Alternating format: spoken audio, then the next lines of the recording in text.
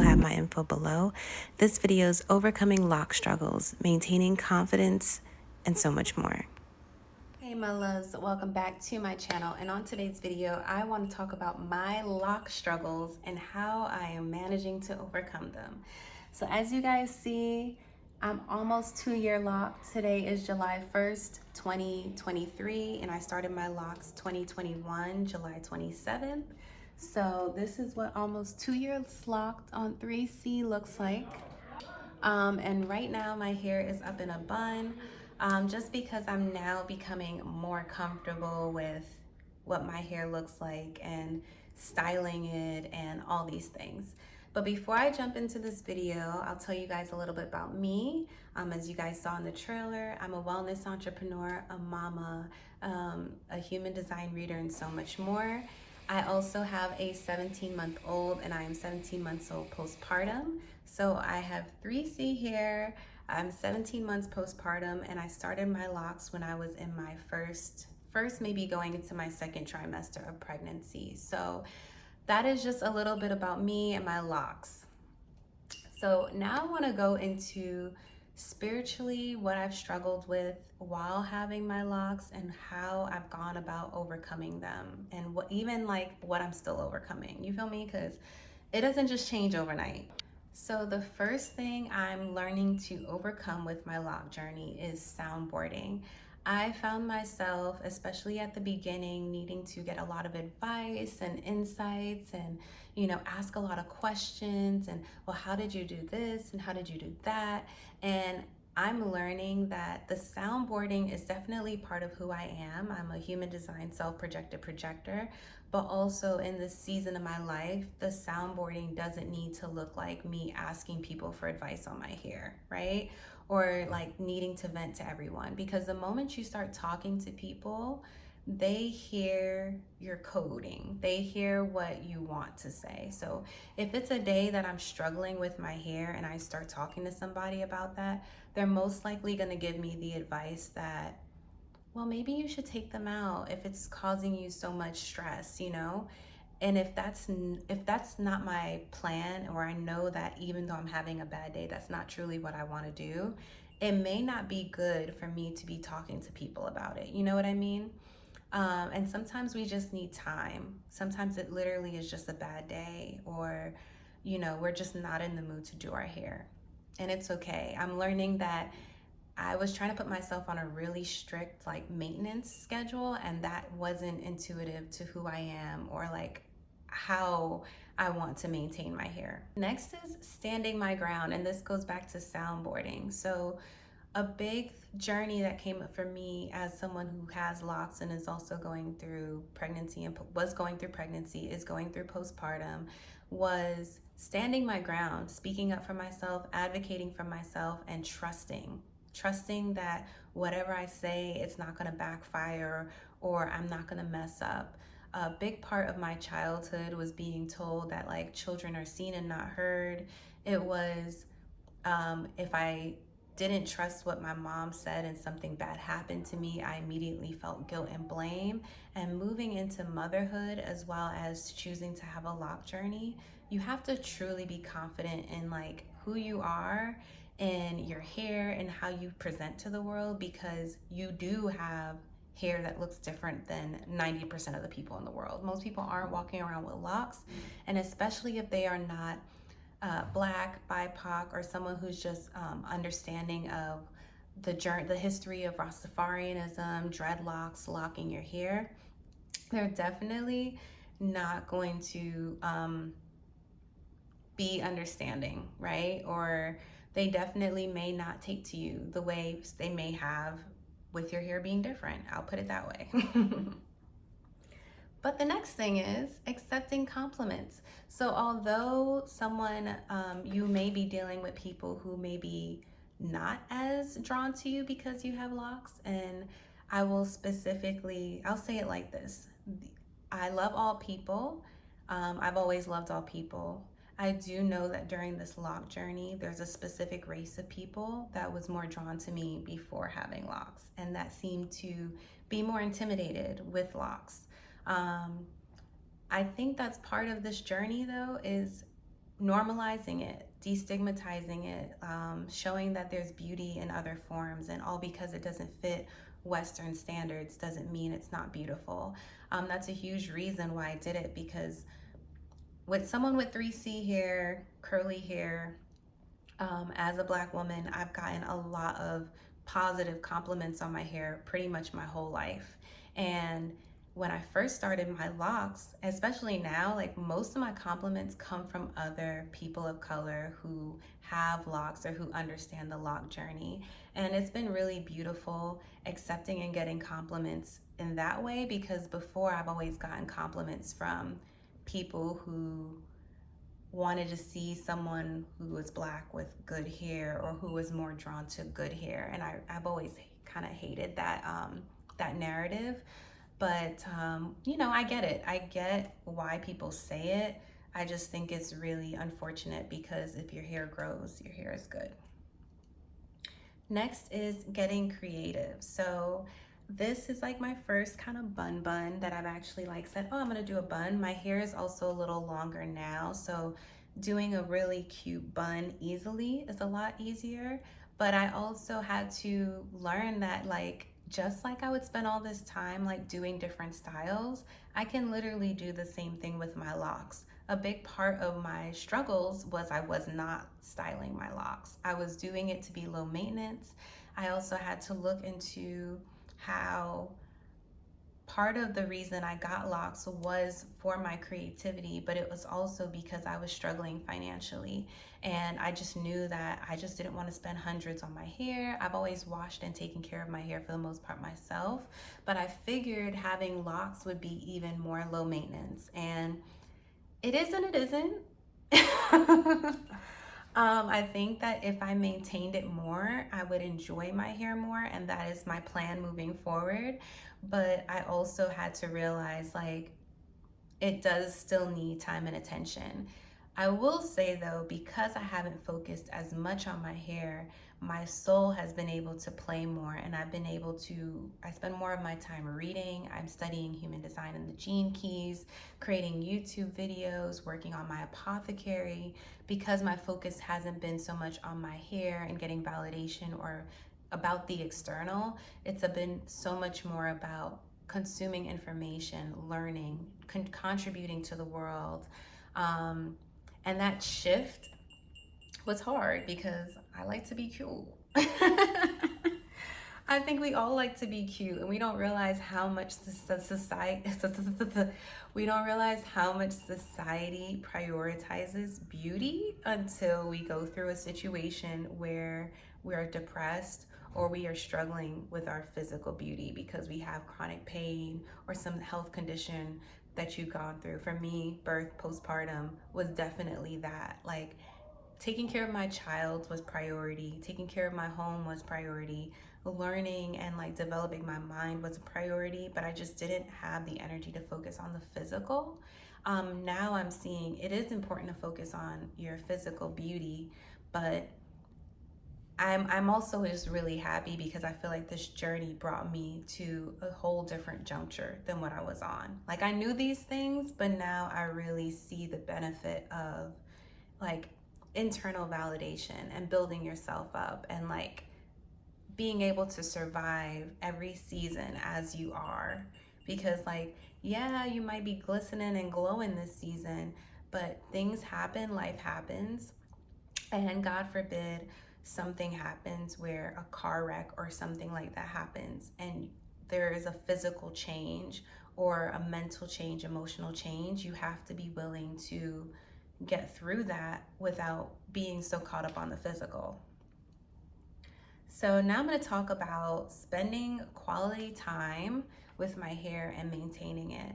I was thinking about taking out my locks for a while, because my daughter is also, you know, she has curly hair, she has a lot of hair, and I want to really show her what I look like taking care of my hair. And as I mentioned, I haven't been the greatest. I like doing all these cool styles, but then I clearly maintain my hair well enough because I'm able to maintain her hair, and I'm also able to show up, right? It's like, I think my hair looks really good. It just is new for me because I'm not used to styling looking like this, like a messy bun. Well, yes, I am, but I wouldn't consider that styling. But with locks, my messy bun is a style with my little piece out, you know what I mean? And it's enough.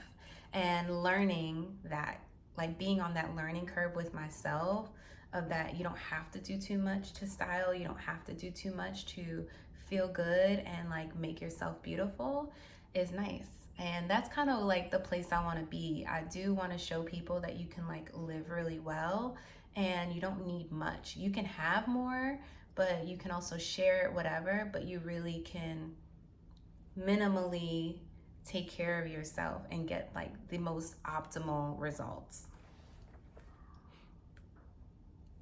So now I'm going to talk about trusting yourself in the process of getting locks, trusting the universe, and yeah, so it has been a journey. Like, I really cannot go to anyone anymore for certain answers. Like, when you're a kid, you can go to your parents. When you are going through certain life changes, you can go to friends or family, or you can have a support group. But when it comes to things like your physical body or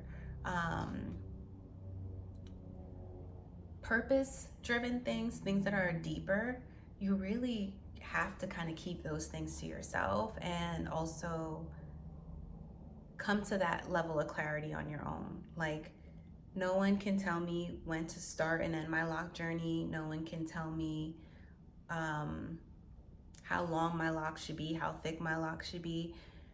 And also, don't ask questions. Like, just really trust yourself. You can watch videos and like see what other people do and gather information for what feels best for your soul. But it was really learning, like, this is all me.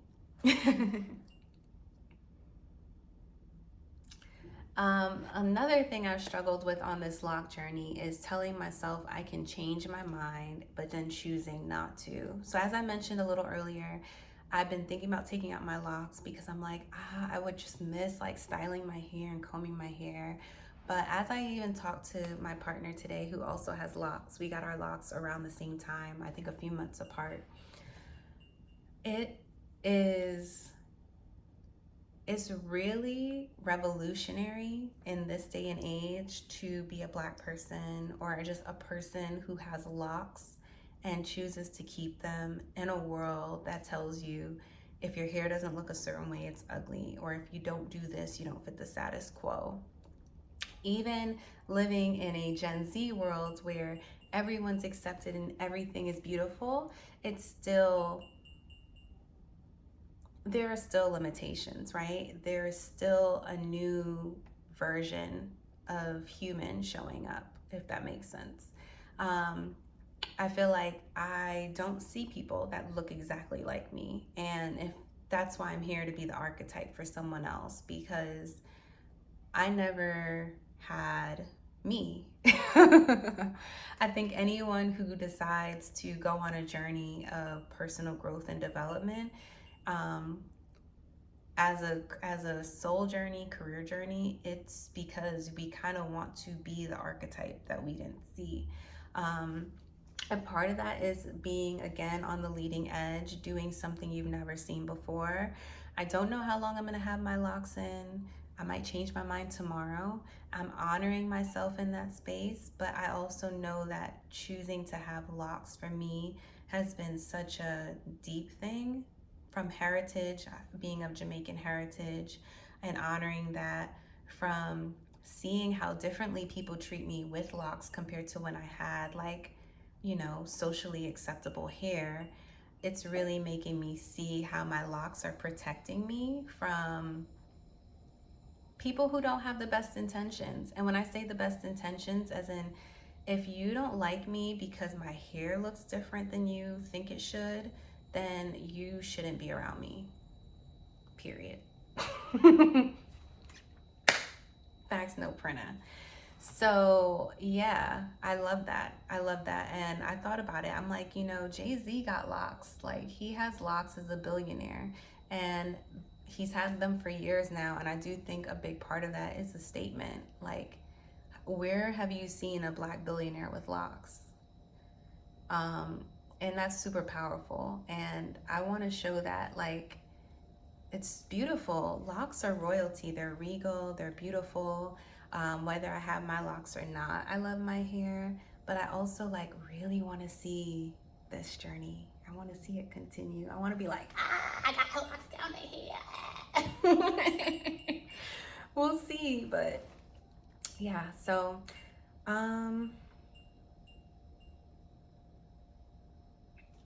thinking, what is another lock struggle I have?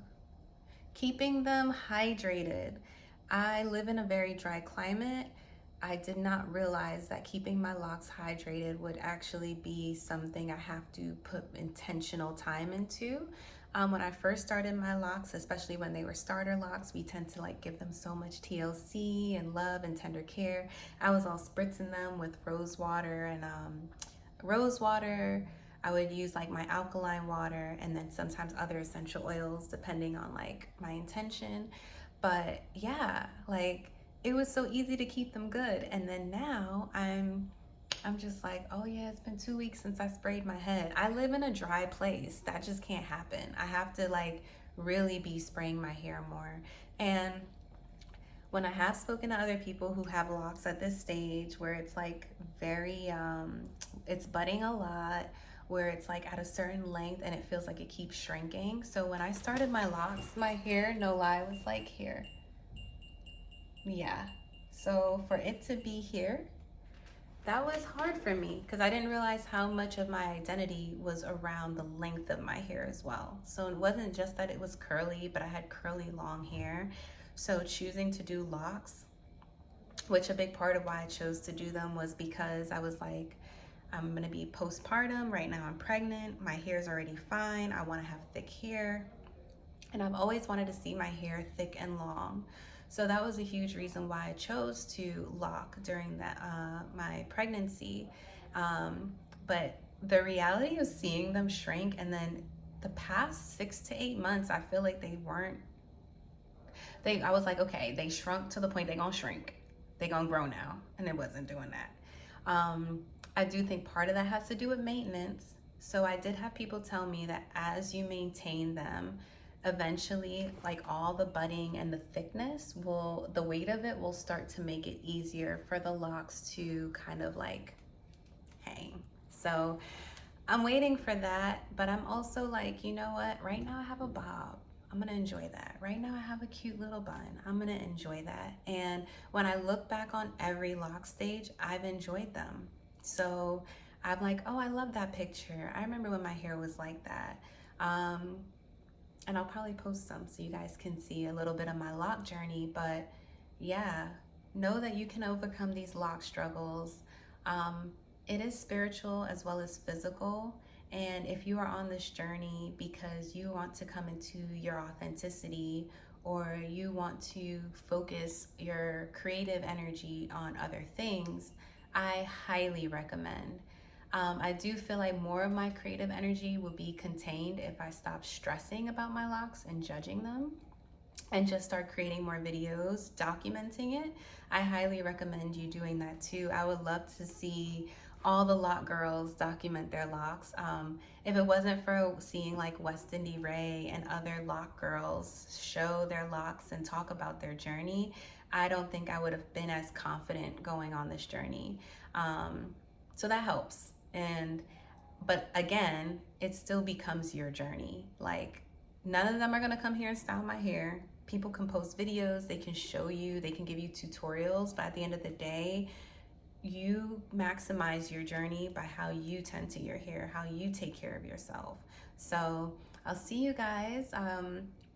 I can't wait for you guys to see how I continue to take care of my hair, but also drop a little butterfly because we are I know I put a heart, but drop a little butterfly down below because we are transforming together. And share if you have 3C hair, if you're on a lock journey, if you're postpartum thinking about doing locks, or pregnant thinking about doing locks. I would love to see all your comments below. And also, if you are on a journey of self-development, of learning esoteric knowledge and spirituality, feel free to check out my human design videos and my energy readings, where I provide tons of information for the upcoming energies of the new moon, full moon, and the transits.